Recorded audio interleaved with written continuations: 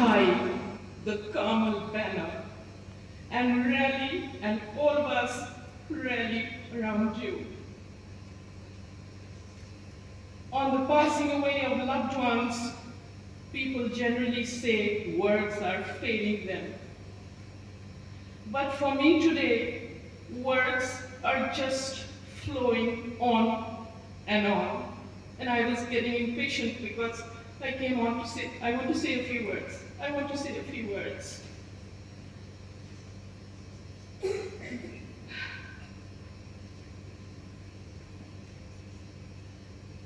Ours was a mentorship, legacy, bonding of a different kind, inspiring to the core,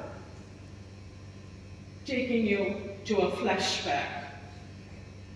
Somewhere in the late 70s, Bishop's Candlesticks was to be staged, and you announced, Sister Reina, you will enact the role of the bishop.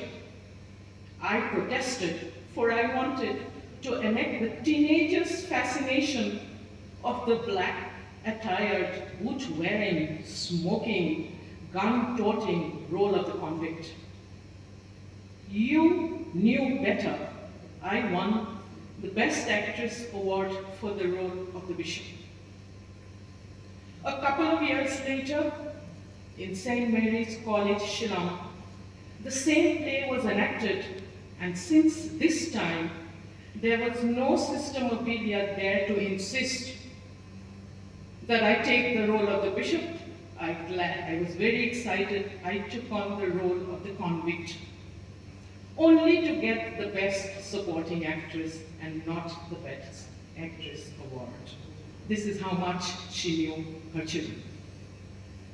On the way to Delhi, this is very, very poignant, which changed my life completely. On the way to Delhi for the school excursion, somewhere I think in 1979-80, on the way to Delhi for the school excursion, when all others were asleep in their bunks on the train, you and me were awake past midnight, and we had a poignant conversation, which was a life-turning final advice to me from you.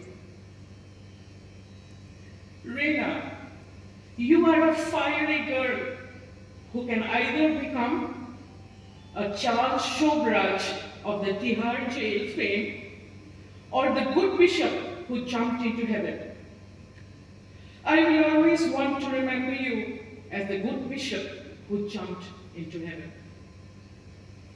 27 years later, in a function which I had chaired, and you were the chief guest, with tears of joy rolling down your cheeks after narration of this story, you said, I am so happy and proud that you did become the good bishop who jumped into heaven. That was a certification which has been priceless for me. Fast forward again. You took me to Carmel Convent in Sri Lanka to give an input session in my professional capacity to the novices there.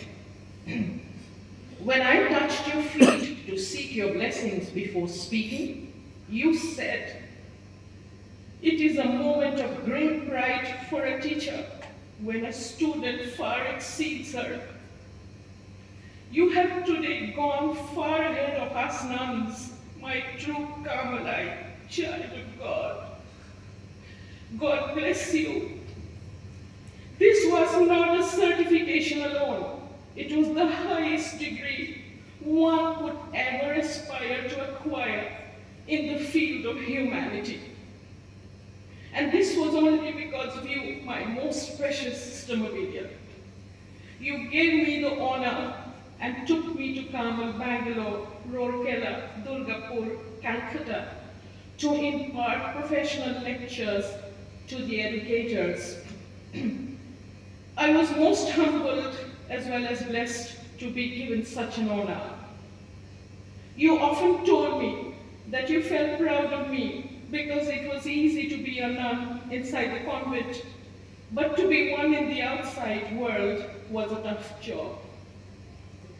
You cared, loved, and were always concerned about me and my welfare.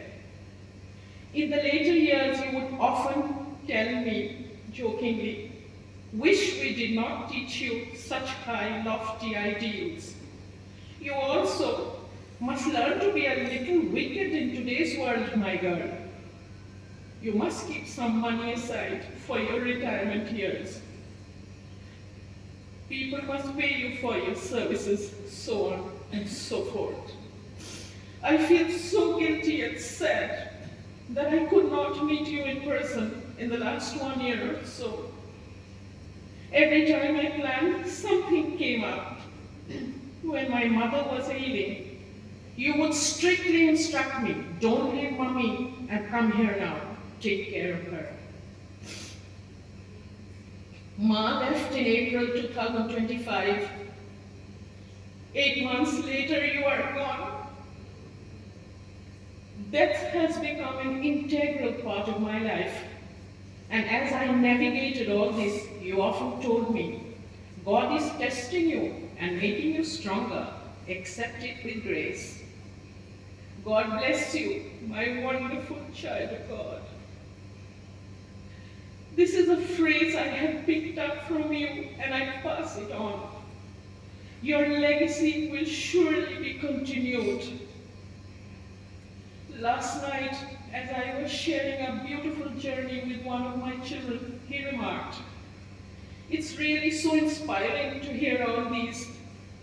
We can all feel your pain at the loss of your beloved sister Mabilia. But do you know that for us, you are our sister Mabilia? Sister, you must be smiling even in death, for your prophecy has come true. All this I owe it to you and to that poignant chat you and me had on that memorable night. You have left behind a huge chunk of you and me, and for that I am very blessed and eternally grateful. I have lost my most precious gem. When I spoke to you for one last time a month back, your parting words to me was, "Come for my funeral."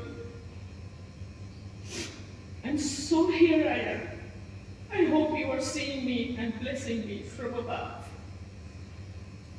Our story may sound like a tale from far-off land, but I'm grateful to all my bum chums, the batch of 1980, who will echo with tears in their eyes. Yes, all these really happened in our lives.